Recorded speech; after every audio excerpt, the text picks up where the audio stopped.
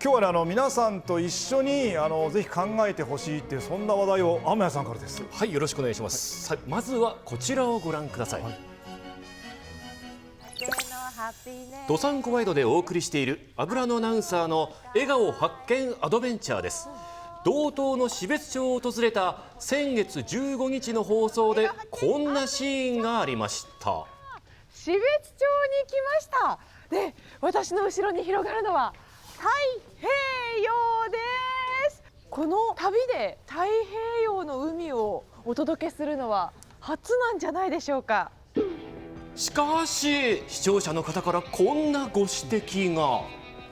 標津町は太平洋じゃないと思いますが。太平洋ではなくオホーツク海と呼んでるのがほとんどです。どっちが正解ですか？そう、知床半島、根室半島、北方領土の国後島に囲まれた根室海峡と呼ばれる海域、ここが太平洋なのか、それともオホーツク海なのかという疑問です。手始めにオホーツク海を広辞苑で調べてみると、カムチャツカ半島とサハリン島、千島列島、北海道などに囲まれた太平洋の沿海、つまりこの水色で示したエリアがオホーツク海にあたるというわけです。太平洋との境界は北方領土を含む千島列島なんですが、標津町が面する根室海峡については書かれていませんでした。ということがあったんです。だから確かになんとなくの感覚ですけど、根室の南は太平洋かなと、で知床の北はオホーツクかななんていう感じは。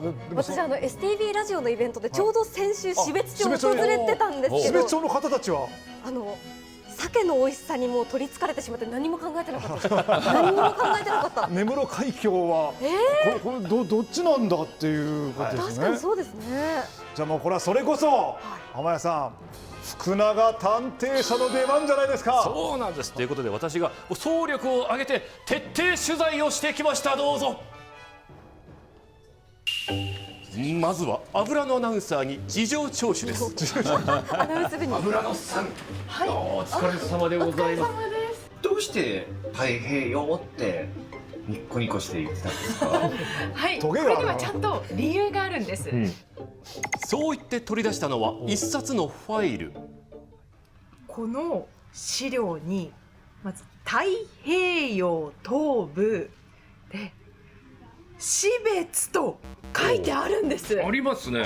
でこれ何かと言いますと、津波マップと言いまして、私たち我々アナウンサーは、地震や津波が起こった時に皆様に呼びかけをする訓練を日々行っているんですけれど、その際に使うこのマップの中に太平洋東部は標津ですと書いてあるので、おそらく標津に面している海は太平洋だろうと思って太平洋と言ったんですけれども。なるほど。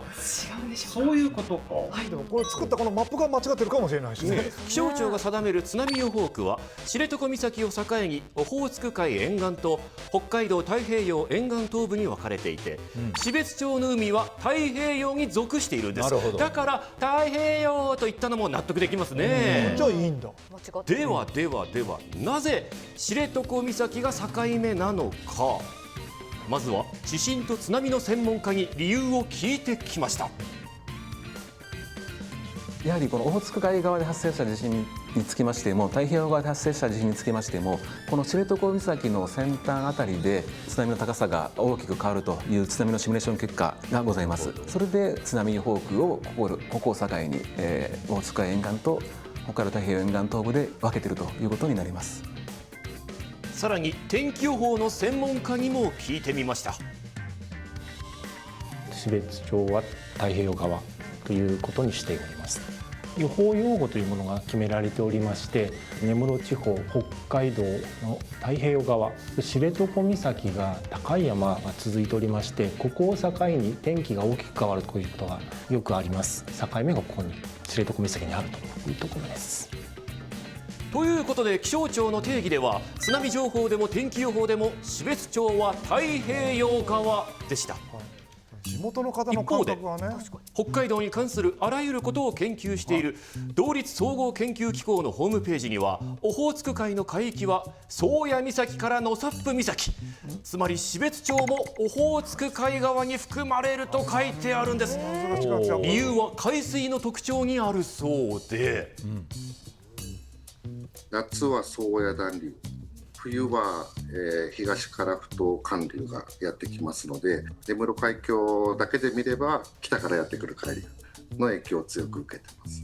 太平洋の水が根室海峡に流れ込んでくることは本当に少ないと思っていただいて間違いありません。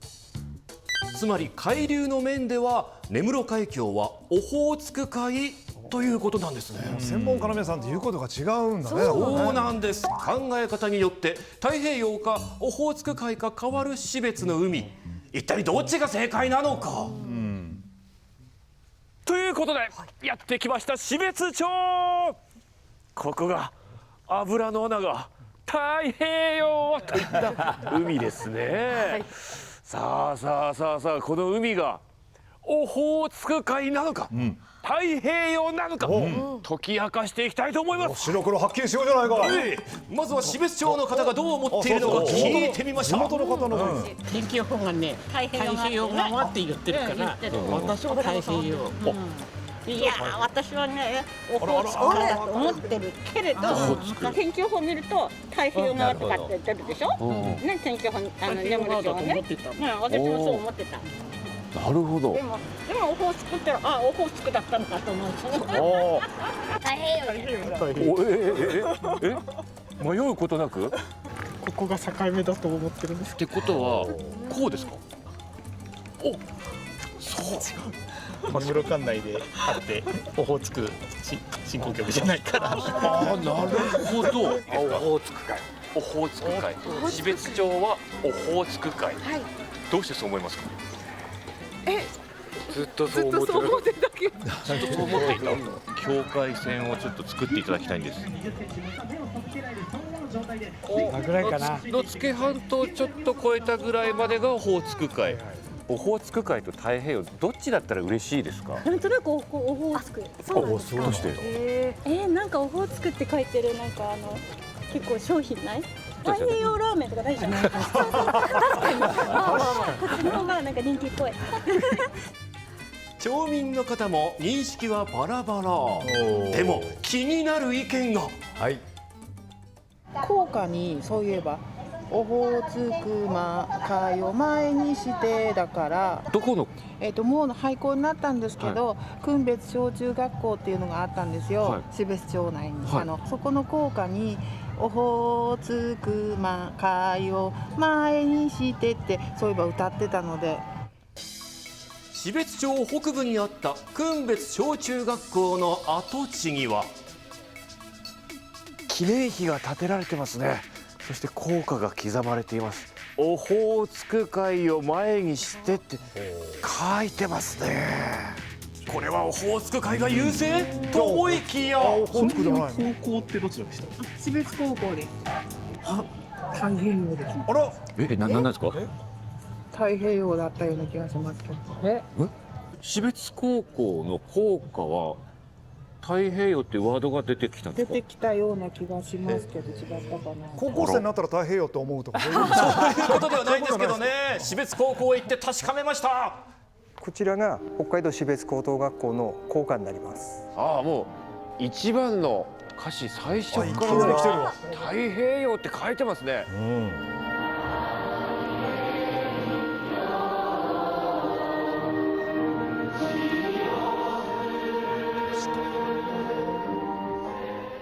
なぜ太平洋と歌われているのか、地理が専門の福井校長が教えてくれました。これは心強いですよ。本校に勤務していた教職員の中から、なんで太平洋なんですか、オホーツク海の方がしっくりくるんじゃないですかっていう問い合わせを作詞者の方にいただいたんだけれども、僕の思いはこの標津高校を卒業した生徒により世界につながっている大会に飛び立ってほしいという願いを込めて太平洋にしたんです。思いが入ってるということですね。そういうことか。歌い継がれる校歌でも見解は様々ですね。近隣の高校ってどこありますか？中標津高校、私は以前に勤めていたことが。そこのじゃあ校歌ってどうでした？オホーツク会って言ってましたね。ということでお隣、中標津町の中標津高校へ、合唱部の皆さんに校歌を歌ってもらいました。ありがとうございます。オホーツクか。いやこれいらないな。いらない。指揮者が。指揮者はいいんだよ。これいらない。いらない。濁りを知らぬ標津川、我らいざがい悠久に流れて注ぐオホーツクの。止めるなよ。今なんて言った？今の歌詞教えて。流れて注ぐオホーツクの。オホーツクの。オホーツクって言ってる。言ってるね。こんな指揮者やだよ。中標津町から標津町に流れる標津川、その河口はオホーツク海に注いでいると歌われているんです。なるほど。標津オホーツク海だと思う人手を挙げて。いやまあ全員そうだよね。効果に注ぐのはオホーツクです。オホーツクなんですか。境界線を作るとしたらどのあたりですか？やっぱり根室のギュッとなったところから北がオホーツクで、根室半島の北側がオホーツク。オホーツクで南から太平洋じゃないですか。先生こうやって言ってますけど合ってると思う人。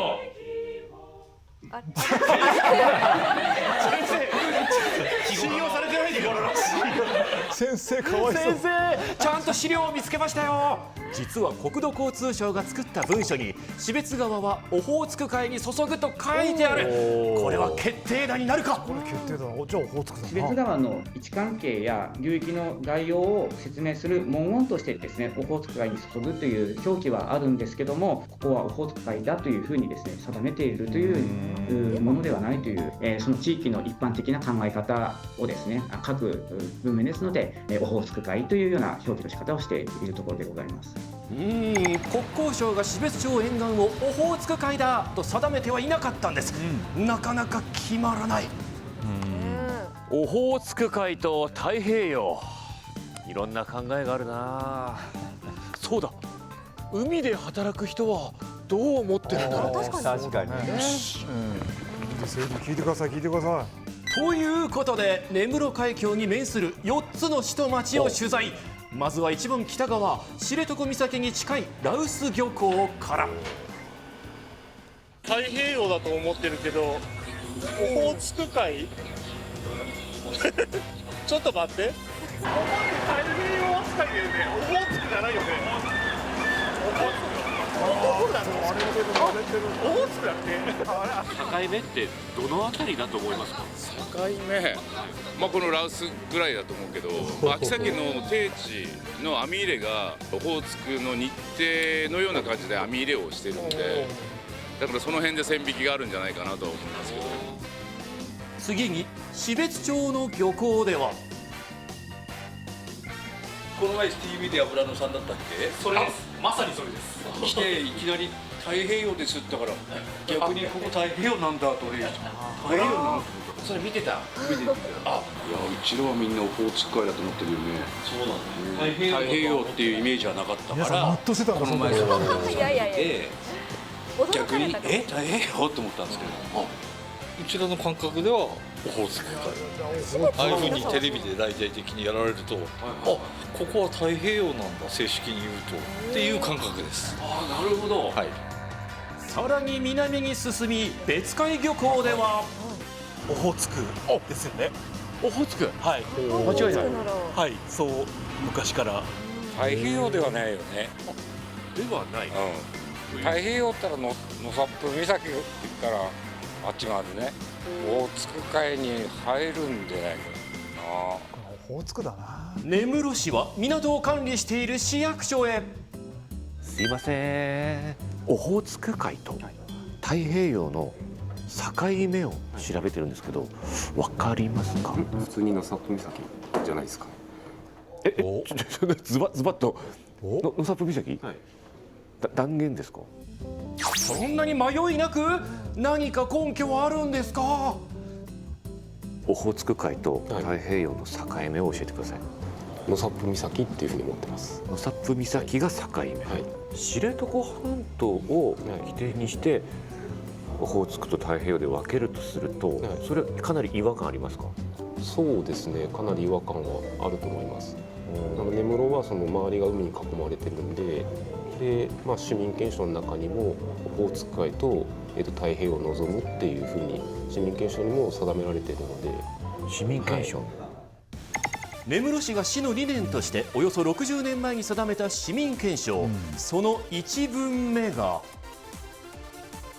私たちは太平洋とオホーツク海に臨む日本の東、2つの海が書かれてますね。そうですね、根室自慢というわけではないとは思うんですけど、2つの海があるっていうことをPR するためにも入ってるんじゃないかなと、今回たまたまそういうのを調べたところ、昭和36年だとかの根室新聞の記事の中には国際水路会議っていうところで納沙布岬が境界だよっていうふうに出てきてる部分はあったんですけど、やっぱり大半の根室の方は全部納沙布岬っていうふうに認識してると思うんで。この後こちらが海上保安庁が作成している海図というものです。果たして標津町は太平洋なのかオホーツク海なのか、いよいよ政府の公式見解が明らかに。太平洋オホーツクですよね。太平洋扱いでね、オホーツクじゃないよね。オホーツクだぞ。道東の標津町が面する根室海峡で太平洋とオホーツク海の境目はどこにあるのか、福永探偵社が徹底調査。国際水路会議っていうところで納沙布岬が境界だよっていうふうに。国際水路会議、これはキーワードの予感。早速調べてみると、ちょっとこれ見てください。国際水路機関というところが1953年に発行したリミッツ・オブ・オーシャンズ・アンド・シーズ、和訳すると太陽と海の境界という文書なんです。世界の海の境界について書かれたこの文書、早速オホーツク海の項目を読んでみると、まず日本海との境界は宗谷海峡にありました。そして太平洋との境界はというと、カムチャツカ半島から根室の納沙布岬を結ぶ線、つまり標津町はオホーツク海だと書かれているんです。オホーツクだったんだ。ではこの境目が政府の公式見解なのか、海上保安庁に問い合わせるとこんなものを見せてくれました。こちらが海上保安庁が作成している海図というものです。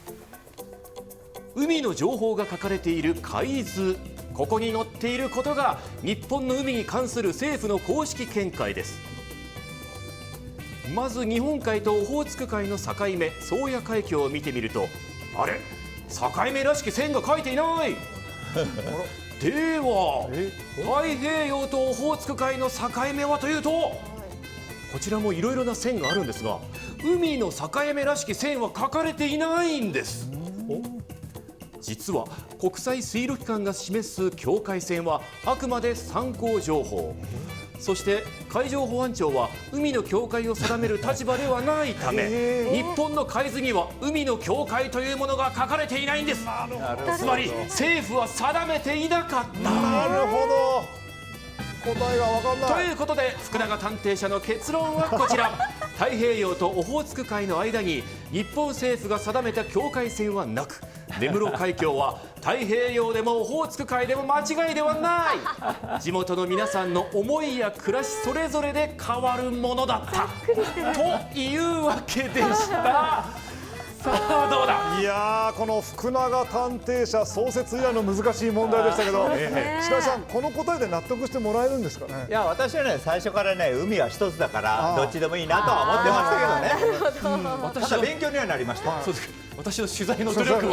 いやでもこれはね標津町でやっぱりこうオホーツクなのか太平洋なのかこれはもうね町民を分断してますよこれはもうね。いやこれで本当に考え政治問題ですよこれも。本当に人それぞれ様々なんですけど、取材の中ではオホーツク海と答えた方の方がやや多かったです。まあいずれにしても根室海峡はオホーツク海と太平洋が入り混じった特別な海である。素晴らしい。わかりました。